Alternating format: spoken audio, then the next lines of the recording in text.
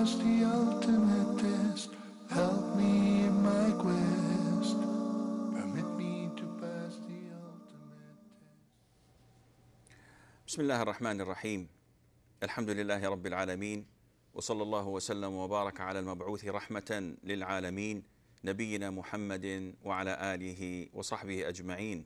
Dear brothers and sisters in Islam, Assalamu alaikum wa rahmatullahi wa barakatuh. We, as usual, take your calls and answer your question with the grace of Allah, with the support of Allah, to those questions that we have answers for. And those that we do not know, we usually ask you to send us an email. We will do our necessary research for these questions and then send it back to you, insha'Allah Azza wa Jal. And until we get some of your phone calls, and the numbers, you will see them displayed in front of you under the screen, insha'Allah, we have few emails that, insha'Allah, we would like to go and discuss these questions as they came. The first question is it permissible to make dua in your mother tongue while you are in prostration if you do not know the Arabic language? It's an issue of dispute among scholars, but the most authentic opinion is that you are allowed to make dua in your own native language, providing you do not know how to do this in Arabic. And this is after you have offered the necessary and mandatory dhikr. So in your prostration, it is mandatory for you, it is wajib to say Subhana Rabbi al-A'la. And if you add to that, then this is okay. Subhana Rabbi al-A'la wa bihamdih. And the other forms of supplications as well. Now, if you do this, saying it in Arabic, which is a must, Subhana Rabbi al-A'la, after that, if you want to ask Allah for something, but you do not know how to ask it in Arabic, then in this case, you may ask it in your native language. But if you know how to ask it in Arabic, it's a must. So for example, if you want to ask Allah for forgiveness, and you say, Allahumma ghafirli, and you know Allahumma ghafirli, you cannot say, oh Allah, forgive me, because you know it in Arabic. But if you want to ask Allah Azza wa Jal to guide your son to the straight path, or to award your wife hidayah, or to pay off your debts, and you can't say this in Arabic because you simply don't know Arabic, in this case it becomes permissible, insha'Allah. The second question, it says, my uncle passed away recently and I wanted to know if this is from the Quran and Sunnah, where his wife must not come outside for 4 months and 10 days without legitimate reason. The answer to that is, yes, this is part of what Allah instructed us in the Quran, where He told us, Azza wa Jal, that women who their husbands pass away, they must stay the period of iddah, providing they're not pregnant, of course. So if they're not pregnant, their iddah, their waiting period, is 4 months and 10 days. And they are supposed to stay in their houses. They're not allowed to go out of the house unless there is a necessity, such as going to the court to finish some paperwork regarding inheritance, going to work if she is a teacher, for example, and they don't give her time out. They don't give her leave for the calamity that struck her. In this case, she can go to work, but she has to go back. She must not go to a coffee shop on her way back and enjoy herself. No, she has to go back as soon as what's necessary is over, that is work. She's allowed to go to hospital to get medical treatment. Anything that is necessary and has to be done, she can do it. But to go to visit someone who's ill, to go to offer umrah, to go for hajj, this is not permissible. To go and to give condolences to someone who had passed as well away, this is not permissible. She has to be refrained. She has to stay in her house. She must not put any makeup, any perfume, beautifying herself. She must not wear fancy clothes or clothes that would usually be worn to tempt men to look at her. This is not permissible as well. She should not wear any perfume. She can bathe, she can use soap, shampoos, etc., because these are normal things, but she must not wear cologne in her house. And there are a number of different issues regarding to the topic of iddah as well. We have Suraida from Saudi. Assalamu alaikum. Wa alaikum salam, Sheikh. Thank you so much for the great job. Jazakallah khair. Sheikh, I have two questions. Okay. First is that we are going for Umrah, I and my husband, tomorrow. Inshallah. And I would like to know, is it mandatory for him to shave off his hair after the Safa Marwa? Okay. And the other question is, could you please give us an outline of Umrah, just a brief one, a guideline? Okay. Thank you so much. Exactly. Regarding the first question, that is it mandatory for a man after concluding his Umrah to shave off his head? And the answer is no, it's not mandatory. He has the option either to shave it, and this is the best, because the Prophet ﷺ prayed to Allah 3 times to have mercy on those who shave their heads, and every time the companion said, and what about those who cut short their hair? And he would say, may Allah have mercy on those who shave their heads. What about those who cut short their hair? May Allah have mercy on those who shave their heads. And in the 4th time he said, may Allah have mercy on those who cut short their hair. So it's a lower level, though it's accepted, it's part of the sunnah, but it is lesser in reward. So if he offers his Umrah after concluding the sa'i between Safa and Marwa, he must cut short from his entire head, not only as people do from one side. This is wrong. It should be from the entire hair, cutting short from all of the hair as much as possible. The length is irrelevant, but it has to be generalized. As for the description of Umrah, it may take a while, but it is simply making ihram. This is one of the pillars of Umrah. And making tawaf, and making sa'i, and then shortening your hair or shaving it for men in general. Now, if you want to go to details, it is preferable and recommended for you to have a ghusl. Okay, we have Sister Noha from Nigeria. Assalamu alaikum. Please, Sister Noha, turn down the volume of your TV set and listen to me from the phone. Well, I think Sister Noha is not with us anymore. So after you offer your total bath, which is voluntary, meaning that if you don't do it, your Umrah is still accepted, your Ihram is still accepted. After that, after you have washed, you wear your Ihram, and if it is a time of prayer such as Asr, Dhuhr, Maghrib, or if you did not pray the Sunnah of Dhuhr afterwards, then it is recommended that you make your intention of Ihram after you pray these 2 rak'ahs. But if you don't have any prayer to pray, then there isn't any specific prayer for Ihram. So don't pray anything. Just make your Ihram by saying Labbaik Allahumma Umrah. Verbally saying it is not an intention. I'm saying it now, Labbaik Allahumma Umrah. Does this mean I'm in the state of Ihram? Definitely not. Because this is talbiyah. The intention is in the heart. So the minute I'm out wearing my Ihram, and I have the firm intention that I am in the state of Ihram. So if someone says, put some perfume, and I said, no, I've already made my intention. I am in the state of Ihram. If someone says, what about clipping your nails? I said, I can't. This is the intention. Once you enter this intention, the state of Ihram, you cannot leave it until you finish your ritual, until you finish your Umrah or your Hajj.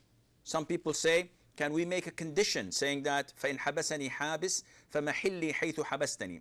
So Allah, if I was prevented from offering my ihram, from completing my umrah, then I have the right to take it off and go back to my previous state. Is this permissible?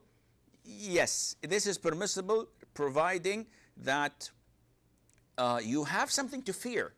For example, if you are ill, if you're sick, if you have an injury, knee injury for example, and you have a very strong feeling that if you start tawaf, it may come up again. It may agonize you, and it may hurt you. Your car might not be 100% in a good condition, so you know that it might break down on the way. So you go and you make the intention. You say, لبيك اللهم عمرة وإن حبسني حابس. If something was to prevent me from completing my umrah, then I can take off my ihram and wear my normal clothes. But if you don't have anything to fear, it is not permissible for you. If you're healthy, your car is good, you have nothing to fear, and you still make this condition, this is invalid and this is not permissible. Brother Muhammad from Saudi, Assalamu alaikum wa rahmatullah. Assalamu alaikum, sir. Alaikum assalam wa rahmatullah wa barakatuh. How are you, sir? I'm fine, Jazakallah khair. What can I do for You you? have a wonderful job there. Allah yajzik al khair. So I have two questions. Yes, brother. Is there any problem if the water of ablution goes to the bathroom or the closet? Okay. Then second question is that, is it proven from the Sunnah that if we keep the Quran open for a long time without reading it, does the Satan urinate it? Some people say that like this. Okay. Jazakallah khair. Jazakallah, sir. Okay, Jazakallah khair, brother. Regarding Brother Muhammad, he's asking about the water of ablution. And it's a misconception among a lot of the Muslims, not in normal ablution water, because there's nothing wrong in that. If you perform ablution and the water goes down the sink, down the drains, it's okay. It's a wasted water, so there's nothing wrong in it. A lot of the Muslims ask about a similar question, and they say, is it possible to make wudu or ghusl with Zamzam water? And the answer is yes. They say, Sheikh, Zamzam water will go down the drains. I said, with the sewer. Okay, there's no problem in that. And even more, is it permissible to bring Zamzam water and recite the Quran for medication or for ruqya and then wash ourselves with it in the toilet? The answer is yes. There's nothing wrong in that. You are not humiliating the Quran. The Quran is the book we have. But once you've recited it on Zamzam water and it goes down the drain, there is nothing wrong in that, inshallah. The second question, he says that some of the people may leave the Quran open for a while. And some folks would come up and say, close it, because if you keep it open for too long, Satan may come and read it. Is this logical? Would he read it for the sake of Allah and then maybe pray 2 rak'ahs and ask for forgiveness? He is doomed in hell. He is not going to ask Allah for forgiveness until the day of judgment. He is adamant. He will not repent. So, do you think he needs you to open the Quran for you so that he could read it? He is part of the jinn. He can do whatever he is capable of doing by the will of Allah Azza wa Jal, penetrating walls, going through doors, knowing things that normal people don't know. So this is a misconception. It has nothing to do with the jinn or with the Satans reading it. If the jinn are able to read it and they may be guided, so be it. Let them read it. Maybe Allah would guide them and you would be the cause of that. But Satan coming and reciting it, this is preposterous and it is baseless. It has no authenticity to it. After you make your intention for Umrah, you go to Mecca. And the first thing you do once you reach Mecca, okay, Sister Falusiya, I think, from Nigeria. Assalamu alaikum. Assalamu alaikum, Sheikh. Oh, then this is a brother. Jazakallah khair. Alaikum assalam wa rahmatullah. How are you doing? I am fine, Jazakallah khair. I'd appreciate it if you speak a little bit louder. Okay. Please, I want to ask a question about the Sept Isra. About? The Sept Isra. I could not understand this. I mean, I want to ask about Jalsatul Isra, that Jalsatu. which was narrated the Prophet had done it during his salat. Okay, Jalsatul Istiraha. Yes. Okay. Yeah, I Okay. just want to find out, is it permissible and when do we observe it during salat? Okay, I'll answer that, Thank you. inshallah. Jazakallah khair. The brother is asking about what is known as Jalsatul Istiraha. It is a short pause where you sit down when you are standing up for the second or the fourth rak'ah. So if I pray one rak'ah, complete rak'ah, I offer two prostration. Before standing up to the second rak'ah, I sit down in a very short pause, and then I stand up for my second rak'ah, and likewise when I am standing up for the fourth rak'ah. So he's asking, what is the ruling on it? Scholars have different opinion, but as usual, when we have different opinions of scholars, we go back to square one. We go back to the Quran and to the Sunnah. Because when scholars differ, this is not an excuse for me to go and pick whatever suits me best. I'm not entering a supermarket and taking off from the shelf whatever I wish. I am choosing a proper fatwa. So whenever they differ, and they differ a lot, we are instructed, we are mandated to go to the Quran and to the Sunnah to cross-examine evidences so that we can know which one is correct. So what is the ruling on Jalsat al-Istiraha? Inshallah, this is what we will discuss after the break, so stay tuned.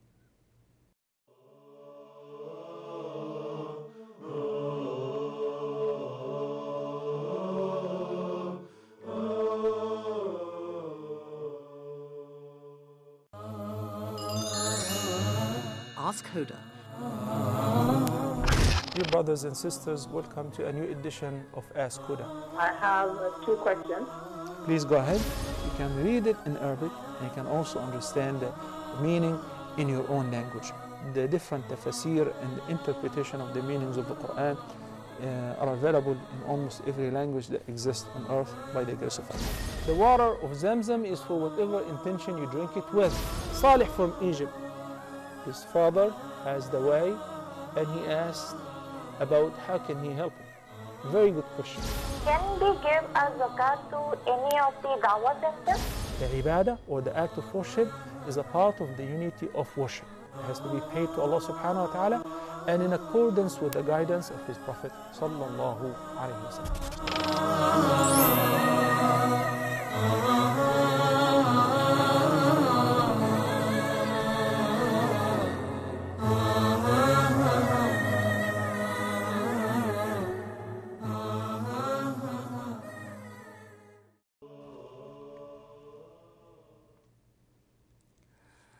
Assalamu alaikum wa rahmatullah, and welcome back.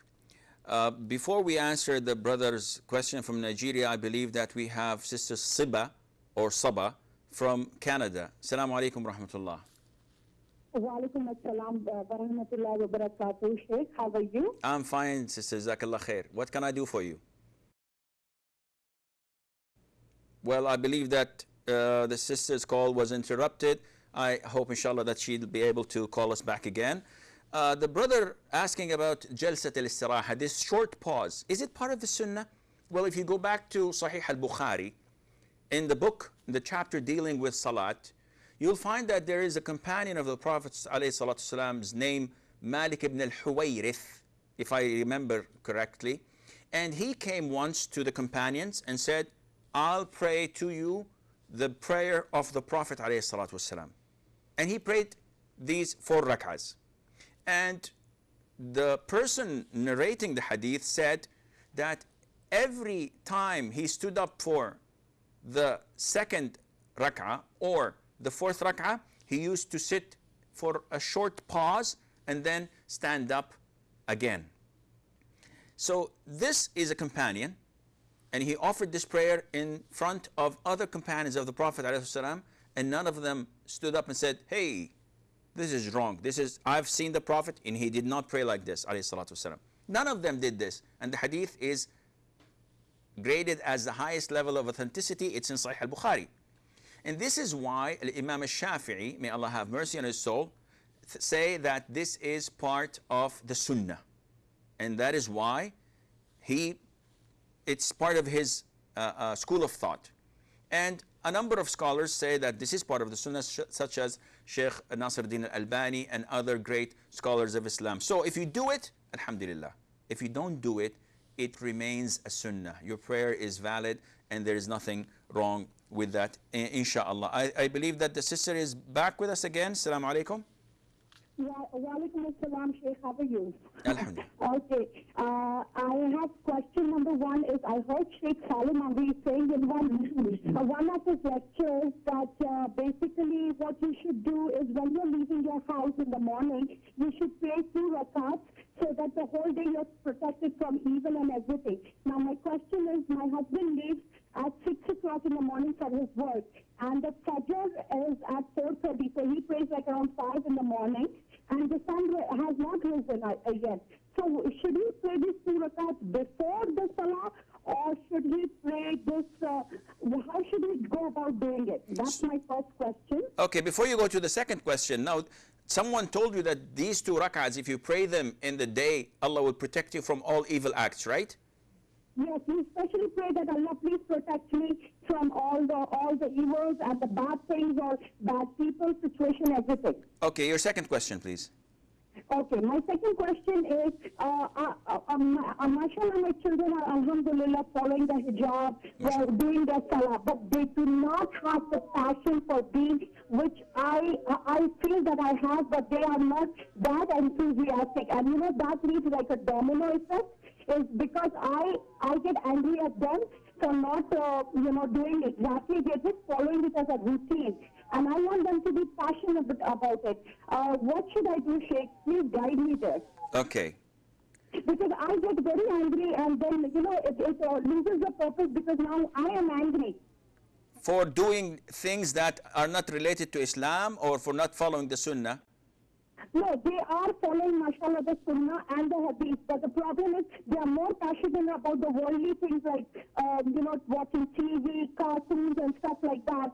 But I tell them that they watch a little bit and, but they're not as enthusiastic as watching Islamic cartoons, which I have recorded for them, or Islamic movies, or learning Arabic. They're not very much passionate as I want them to be. How old are they? My elder daughter is 11 years old and my younger daughter is 8 years old. Okay, I'll answer this inshallah.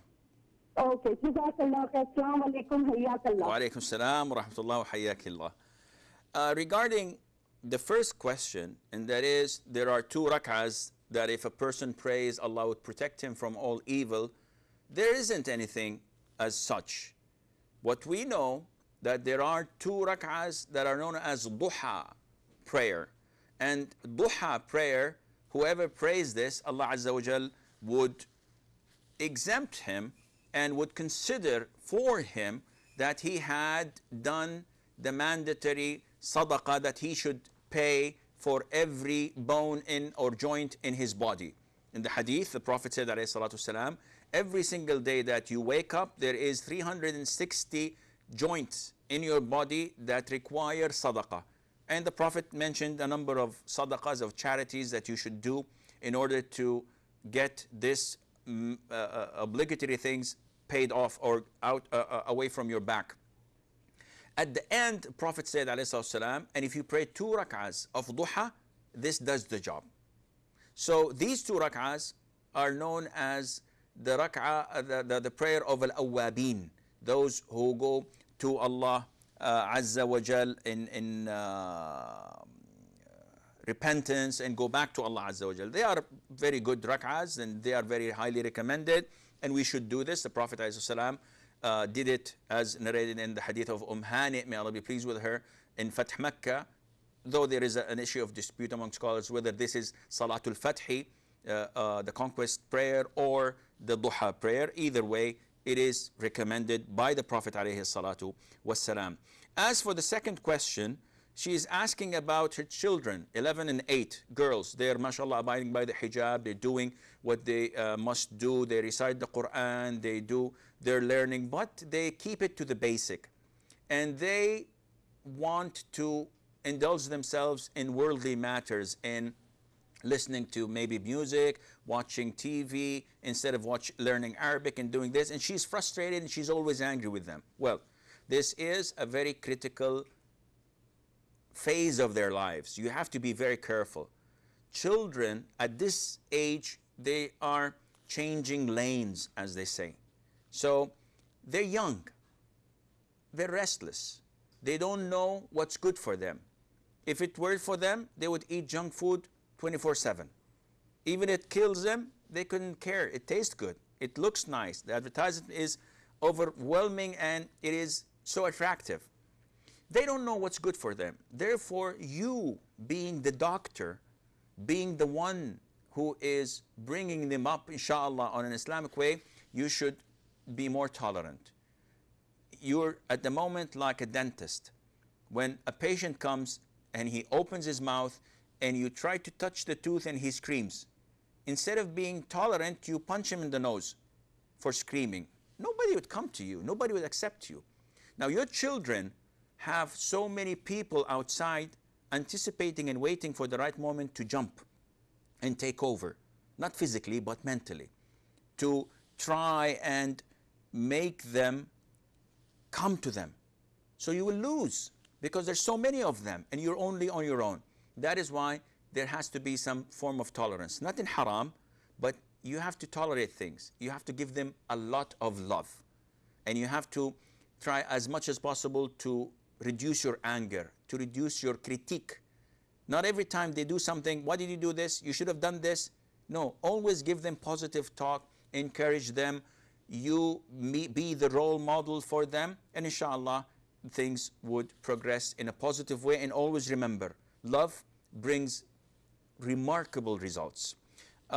Sister, I think Sumaya from Saudi. Assalamu alaikum. Hello. Assalamu alaikum. Assalamu alaikum. Alaikum salam wa rahmatullah. It is Zubair. Zubair, okay, I apologize. Yes. Yeah, now there are two questions. Okay. The first one is with regards to the duties of a daughter. Can you please turn down the volume of your TV set? Yeah, I don't have, it's off, Sheikh. Okay, like someone else is talking at the same time. Yes. First question. So, like, what are the duties of a daughter-in-law towards her in-laws? Are they equal to what her parents' rights on her? Are they the same? Her in-laws and her parents. Okay. Okay.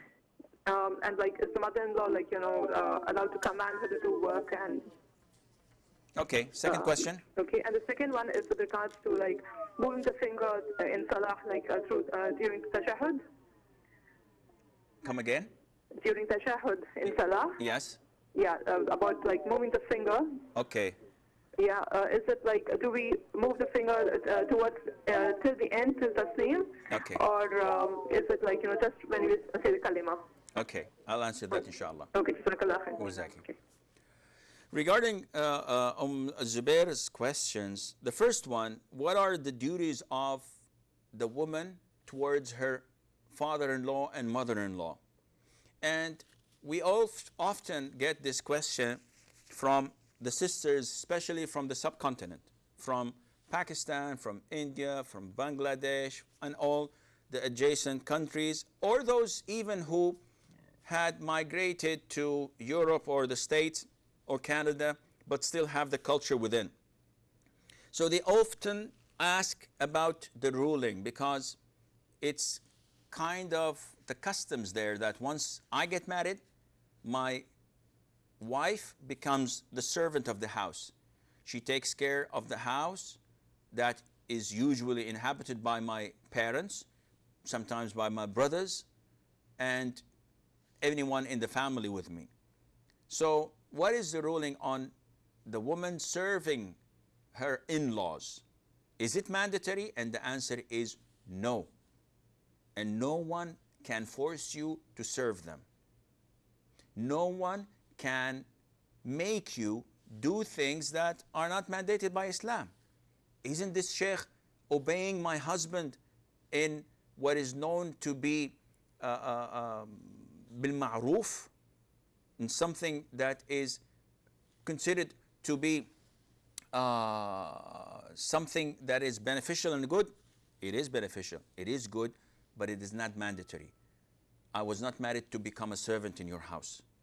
Now, if you're kind to me as a husband and you give me sweet talk and you compensate me, she might do this. But to force her and to threaten her that you divorce her if she doesn't do this, no, this is not your right. A wife's right is so great to the extent that you in Islam are forced to give her a separate house of her own. Not necessarily a villa, but a place where she can stay without any interference, a room of privacy, a bedroom with a bathroom, and a kitchen, a separate kitchen for her. This can be part of the house, it's okay, but this is her quarters. You don't have the right to force her to live with her in-laws, to see your sisters every morning and the evening, and they coming into her room, taking some of her jewelry, saying bad things, giving remarks that she may not tolerate.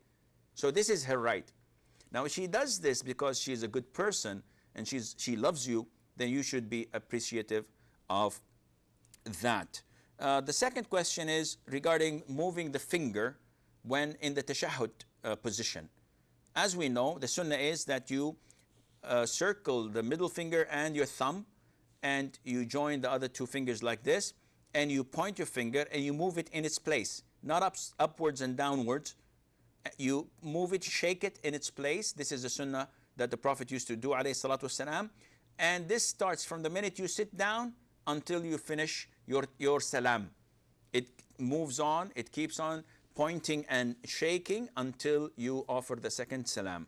I believe we have Sister Sumaya, or Asia from Saudi Arabia. Well, we had Sister Asia. Okay, I believe we have a second break, so stay tuned and inshallah we will be right back.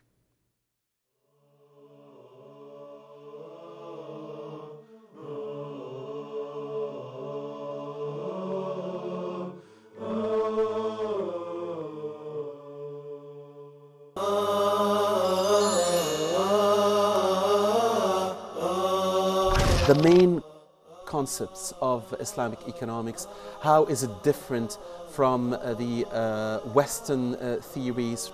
And the beauty about Islam is not that it just came as a religion to perfect the relationship of the servant of Allah with Allah, but also it came to perfect the relationship of the servant of Allah with others. The beauty about Islam, Islam comes and brings the interest of the public and the interest of the individual together. How is Islamic banking different from the traditional banking system? The concept of riba is that I lend you money, I give you a loan, in return that you give me back that loan with an extra at the top. The idea of the stock market itself is halal or haram. So these are the main conditions that the scholars put with regards of the share market.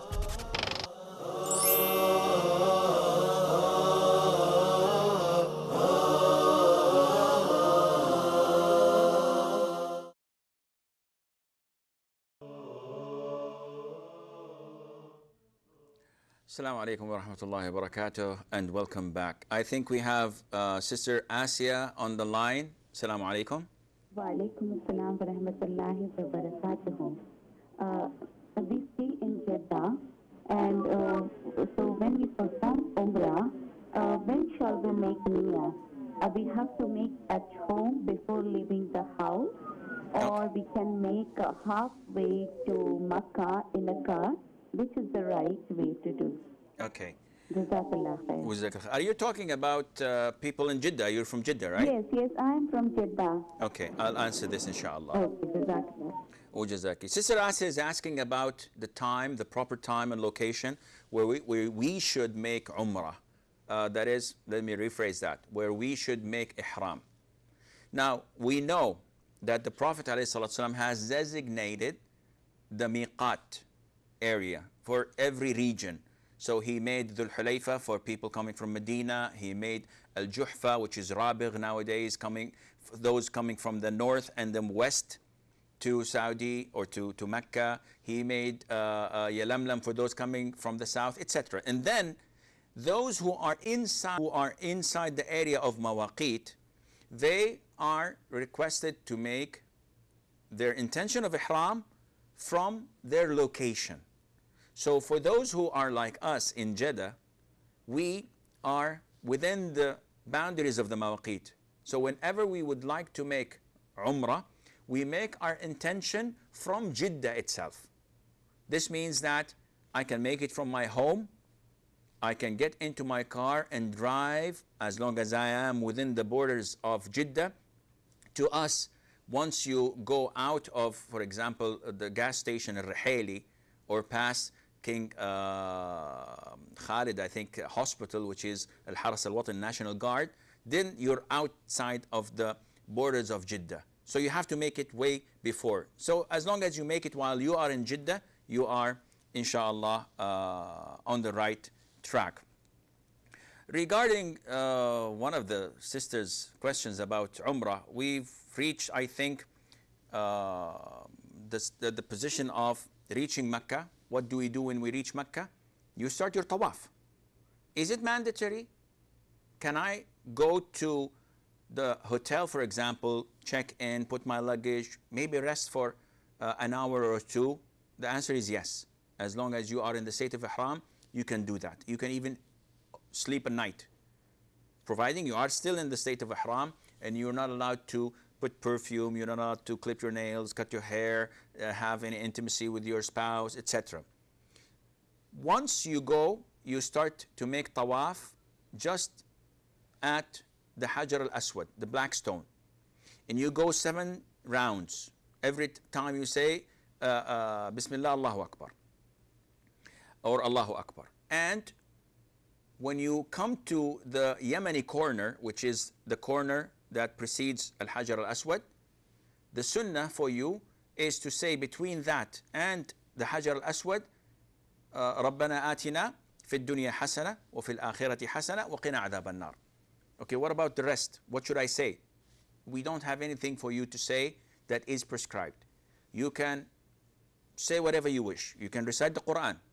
You can hold the Quran and recite from it, but this wouldn't be quite advisable because you're going to bump into people all the time. You can recite the Quran from your memory. You can make dhikr. Subhanallah, Alhamdulillah, Allah Akbar, La ilaha illa, Astaghfirullah, La hawla wa la quwwata illa billah. You can supplicate. Oh Allah, guide my children. Oh Allah, make me healthy. Oh Allah, my father is sick, make him better. Oh Allah, pay my debts. All the time.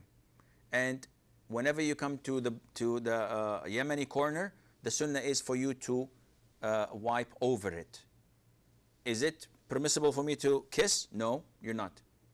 So if I can't reach it, then just go on. And when you come to the black stone, the sunnah for you is to kiss it. This is the sunnah. And why do I kiss it? Well, because the Prophet did it, alayhi salatu wasalam. Any reason for that? Well, we don't have any justification. Umar, may Allah be pleased with him, addressed the black stone, and he was actually addressing his companions. And he said to them that, addressing the black stone, by Allah, I know that you do not bring me any benefit and you cannot protect me for any harm. And had I not seen the Prophet ﷺ kiss you, I would not have kissed you. We have Sister Dalal from Nigeria. Assalamu alaikum, sister. Oh, it's a brother. I am having problems with gender. Please, my question is that I want to ask a question about the person that is not a Muslim Hajj or Umrah. About what, brother? I said I want to ask a question. What are the rules of the person that is not a Muslim to pay a Hajj or Umrah to the Muslim person to go and do the Hajj? Paying, meaning money. A non-Muslim giving money to a Muslim to offer Umrah and Hajj. Yes, not Muslim to pay money to the Muslim to go to Hajj. And who is paying the money? The person that is not a Muslim. Okay. The brother is, if I'm understanding his question correctly, he's asking what is the ruling on a non-Muslim, whether it's an individual or an organization, giving the money to Muslims so that they can perform Umrah or Hajj. Is this is this acceptable? Is this permissible? And I believe that the misunderstanding or the confusion comes from that we know when you go to Umrah or Hajj, the source of your income for that journey must be halal. So if there is an organization in my country who are not Muslims, but they're giving financial aid, financial help to those who request it. So, or I have a neighbor who is rich and he says, listen, take this 5,000 euros and go for Umrah. I know it's good in your religion and I'd like to do you a favor. So is it permissible for me to take it? The answer is yes. Even if this is a non-Muslim who's giving it or donating it, because this is a gift. And whenever the income of a person is haram, it's haram on him. Once he gives money to someone, it becomes halal for the recipient. For example, Barira, may Allah be pleased with her, was a slave, and then she was set free. Aisha, may Allah be pleased with her, helped her to buy herself off, and she became free. And once the Prophet ﷺ came to the house of Aisha and he found food. So he said, Aisha, bring me the food. And she said, O Prophet of Allah, this is a charity that was given to Barira. Somebody gave sadaqah. Someone gave Barira sadaqah, and she brought the food and gave it to me. And I know that you as a Prophet of Allah, you must not eat from sadaqah. He said, the Prophet ﷺ, this is true. It was a sadaqah to Barira, but once she transformed it into a gift to us, it becomes permissible. So the source of income mostly does not affect it when it is transformed into a gift. So it's haram for the person who earned it in the very beginning, but once he gives it to you for Umrah or Hajj, it becomes halal to you, inshaAllah. We have an email here. It says that we live in the West, and so we don't hear the adhan from the mosque. We have an automated adhan clock in our house, and I wanted to know, is it permissible for us to respond to that and listen to it as it were the real adhan from the masjid? The answer is no. So many times people make the mistake and think that whenever I hear an adhan, I have to say exactly as he says and then say the dua that we all know. But this is not actual, because this person who is offering the adhan is not there. He's not real. This is something that was recorded. Therefore, this is not a proper adhan, and you may not say behind him, Allahu Akbar, Ashhadu an la ilaha illallah, etc. You have to say this only when you're hearing it from radio and it's live. So this is a person live doing the adhan. Or when you hear it from a masjid, from a mosque, where the muadhin is doing it, of course, at the present time. The other issue is that a lot of the Muslims in the West depend and rely on these alarm clocks to notify them of the time of prayer. So is this permissible? The answer is, it depends. If you think that it is accurate and you've made your research and people told you, yes, this alarm clock is giving adhan on the right time, it is permissible for you to follow it. Give it a buffer zone. It's just to be on the safe side. Otherwise, no, you are requested to look and try to observe it. Other than that, you do not pray unless you are certain that the time is due. So many people pray 15 minutes before time. This is not permissible. Their prayer is not accepted, and Allah Azza wa Jal would not accept it for them. They have to pray on time to be on the correct thing of doing it. Because Allah says in the Quran, إِنَّ الصَّلَاةَ كَانَتْ عَلَى الْمُؤْمِنِينَ كِتَابًا مَوْقُوتًا. Verily that prayer was mandated on particular timings upon the believers. So you cannot pray 1 minute before the salah. And this is a crucial point when people depend entirely and blindly on these alarm clocks, not trying to know exactly whether it is the time for prayer or not. We have an email from a brother, Muhammad Awali or Awil. He says, if a Muslim backbites or slanders or even violates another Muslim or a non-Muslim rights, then he asks that particular person for forgiveness, but knows that if he does this, this would make the situation even worse. What is the solution for this problem according to the Quran and to the Sunnah? We know that if you make some form of abuse, whether it's verbal or physical, if you slander someone, if you backbite someone, if you say bad things about someone, and if you even hit someone, if you attack someone, Allah the Almighty would punish you on the Day of Judgment. Allah would judge you and He will hold you accountable for this.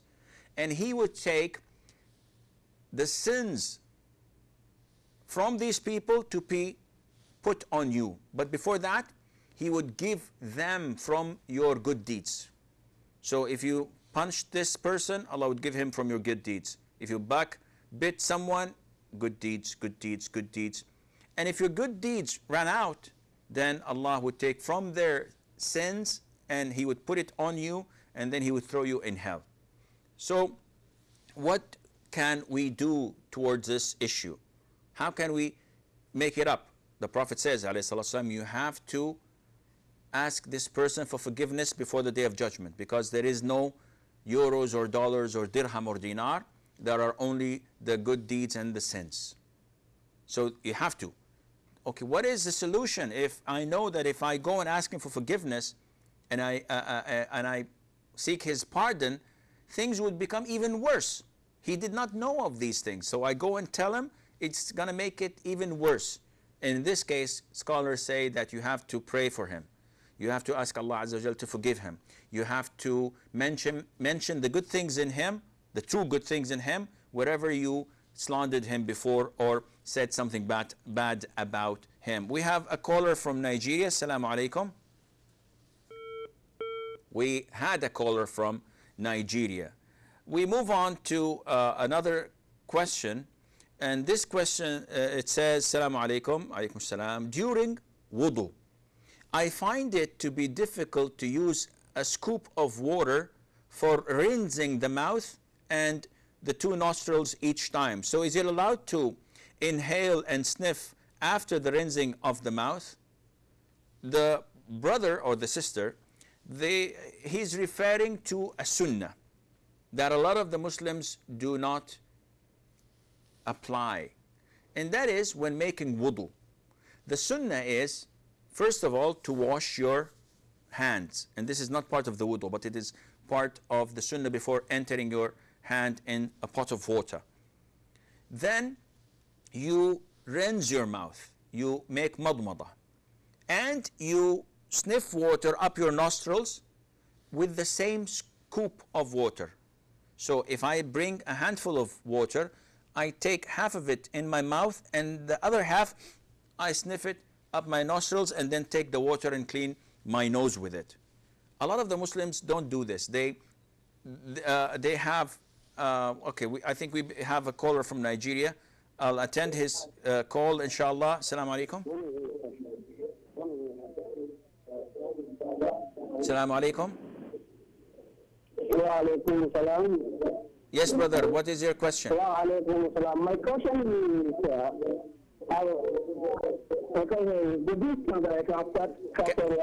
can you turn off your volume, please, because I cannot hear you properly.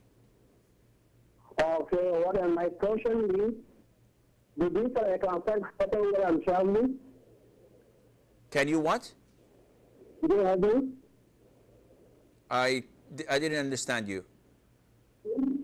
What I'm saying, if I want to travel. If you want to travel? You're asking about the distance of traveling for shortening prayer?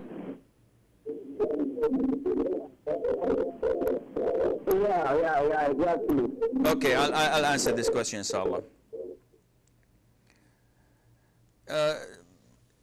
So the sunnah is to have one scoop, and with this one scoop, you rinse your mouth, you put more water into your mouth and spit it out, and at the same time, you do this at one go. This is the sunnah. A lot of the Muslims have separate 3 scoops for their mouth and another for their nose. And this is not part of the sunnah. But is it permissible to do this? The answer is yes. The answer is yes, because you have to rinse your mouth. You have to also rinse your nose by doing what was mentioned before. The brother from Nigeria is asking about, if I understand his question correctly, about the distance of traveling. What is the proper distance that I afterwards be considered to be traveling, and I can shorten my prayers and combine them if necessary? There isn't any specified distance. So we hear some people saying 80 kilometers, some say 85, some say 90 kilometers. There isn't any such distance. Whatever the people in your country, in your city, consider it to be traveling, then the minute you get out of the border of your city, then you are considered to be traveler. So in this scenario, I live in Jeddah, and about 85, a little bit less, a little more, kilometers from where I live is Mecca. May Allah honor it. So when I travel from Jeddah to Mecca, do I shorten my prayers? The answer is no. Why is that? Isn't it a long distance? It's an hour plus drive? The answer is because when you ask people of Jeddah, do you consider going to Mecca traveling? And you ask people of Mecca, do you consider going to Jeddah to be traveling? They say, no. We commute daily to go to schools, to universities, to work, and we sometimes go twice a day to attend a walima or whatever, or a wedding. So the people don't consider this to be traveling. Therefore, it is not considered to be traveling. But if you travel by plane, for example, from Jeddah to Yambo, which is about 300 kilometers away, and the flying distance is maybe 20 minutes, should I shorten prayer? The answer is yes. Sheikh, it's only 20 minutes flying. There's no hardship, regardless. In Islam, as long as the people, when they call you home, can I speak to the Sheikh? And they say, well, he went to Yambo. He traveled to Yambo. They consider this to be a traveling distance. They consider this to be somewhere they're traveling to. In this case, you can shorten, and you can as well combine when necessary. So it is not the distance, it is what is considered to be the norm with the people. There are some cities, like Mumbai, for example. If you go from one end to the other, this may take 3 hours. Can I shorten prayer? Definitely not. You're not traveling, you're in the same city. And sometimes you leave your own city to a place that is a different city, and not a lot of the people consider it to be close together. So they consider themselves to be traveling. They don't go there for studying or for working.